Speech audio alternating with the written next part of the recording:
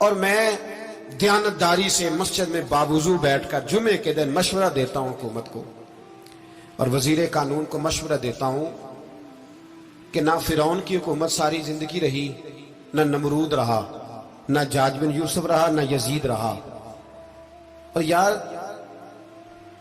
درباری بن کے حکمرانوں کی چاپلوسی کرتے کرتے تم یہاں تک آ گئے ہو کہ اب نبی پاک کی عزت کو آگ ڈالنا شروع کر دیا ہے۔ اور آپ یقین کریں سیاسی جماعتوں کا اتنا برا حال ہے کہ ان کے لیڈر کے بارے میں کوئی بات کرے تو پاگل ہو جاتے ہیں یہ احتجاج کر کر کے، اور اس نے ڈائریکٹ کہہ دیا کہ ختم نبوت کا مسئلہ ہی کوئی نہیں، جو دین کی بنیاد ہے، کسی کو پرواہ نہیں۔ مجھے تو ان لوگوں کی فکر ہو رہی ہے جن لوگوں نے انہیں ووٹ دیے ہیں، وہ اللہ کو کیا جواب دیں گے۔ اور یہ اللہ ماشاءاللہ ساری سیاسی جماعتیں اس طرح کی۔ اور میرا وزیر قانون صاحب کو بھی مشورہ ہے کہ زندگی بڑی تھوڑی ہے، بڑی تھوڑی، اللہ سب کو معاف کرتا ہے، اپنے رسول کے غداروں کو معاف نہیں کرتا۔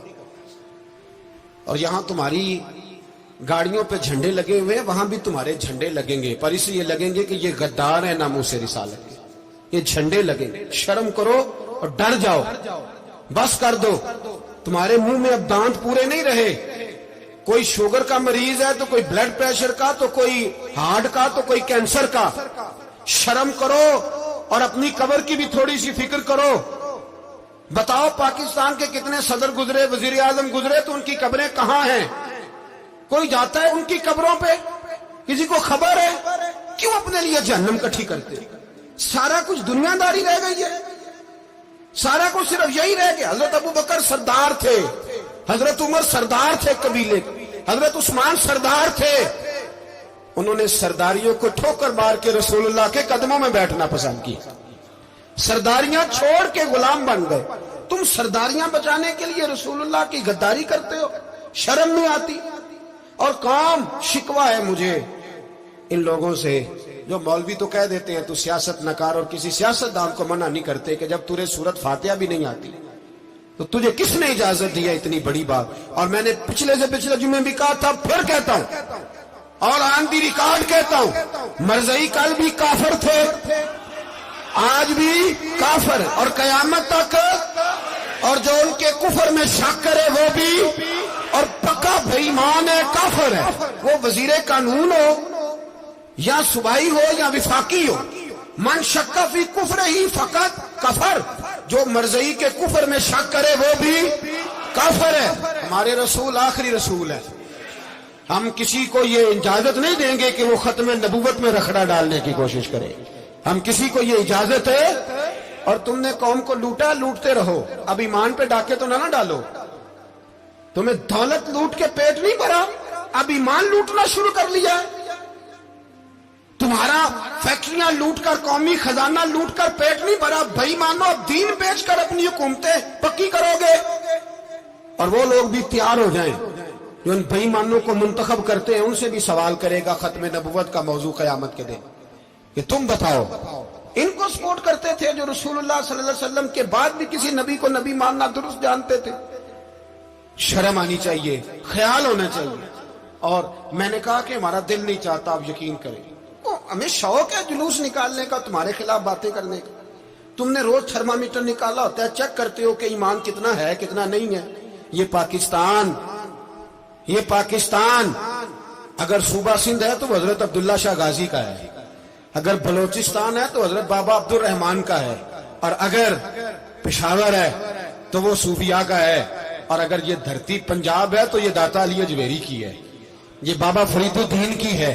اس میں کسی غدار کو قبضہ کرنے کی اجازت بالکل نہیں ملے گی۔ اور ہم وہ لوگ بھی نہیں جو چپ کر کے اندر سوتے رہیں، قوم جو کرتی ہے کرتی رہے، ہمیں پرواہ نہیں، نہ ایسی کوئی بات نہیں۔ کوئی بندہ نہ سمجھے کہ انہیں ہوش نہیں، انہیں پتہ نہیں، ہمیں سارا کچھ ہی آتا ہے۔ پھر اگر کل کو کوئی ممتاز قادری پیدا ہو گیا تو شکوہ نہ کرنا، کل کو کوئی پھر سے عامر چیمہ نکل آیا تو شکایت نہ کرنا، یاد رکھنا۔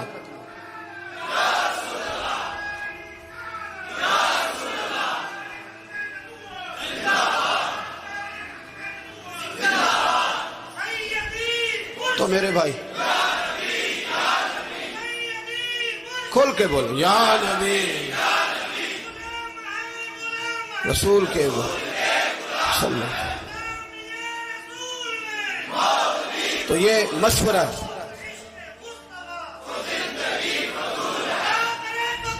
جزاک اللہ. تو یہ تمہیں مشورہ ہے.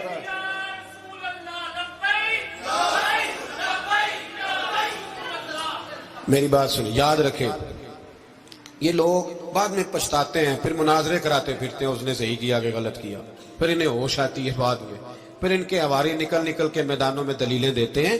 اس لیے ہمارا مشورہ ہے انہیں کہ یہ اپنی حد میں رہیں، اور جو کام تمہارے ذمہ، میں نے کہا نا تم نے بڑا لوٹا، یہ قوم روز تمہیں موقع دیتی ہے لوٹنے کا، یہ موقع دیتی ہے، تو تم نے دولت لوٹ کے پیٹ نہیں بھرے، اب ایمان لوٹنے کے چکر میں آ گئے ہو.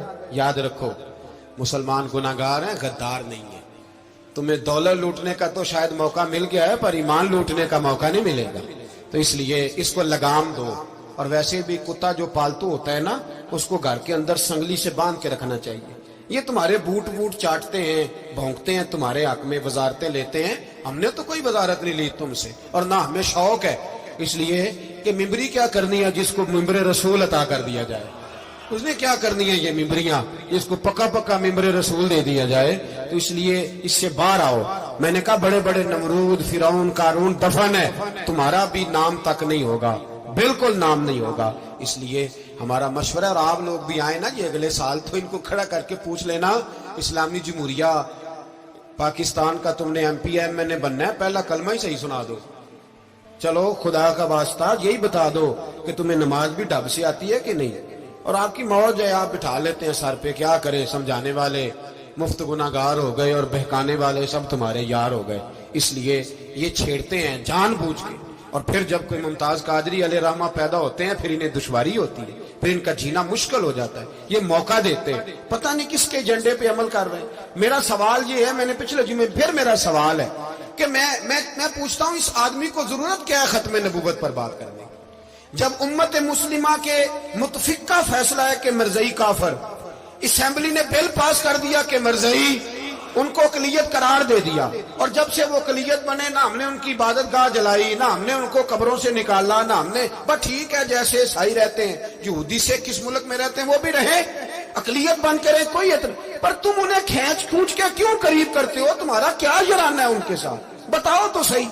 ان لوگوں سے ان کو چاہیے اپنے منہ میں لگام ڈالیں، اور اگر نہیں ڈالیں گے پھر انشاءاللہ ڈالی جائے گی، اور بڑی تگڑی ڈلے گی، اور پھر ایسی ڈلے گی. سلمان تاثیر جب مرا تھا نا تو 5-5 لاکھ روپیہ مولویوں کو آفر کی جنازہ پڑھاؤ. 5-5 لاکھ روپیہ چھوٹے چھوٹے مولویوں کو. اور داتا صاحب کی مسجد کے خطیب بھی صوبائی جو تھے، وہ خطیب تھے، ملازم تھے، انہوں نے کہا کہ ایمان نہیں بھیجنا، نکالنا نوکری سے تو نکال دو.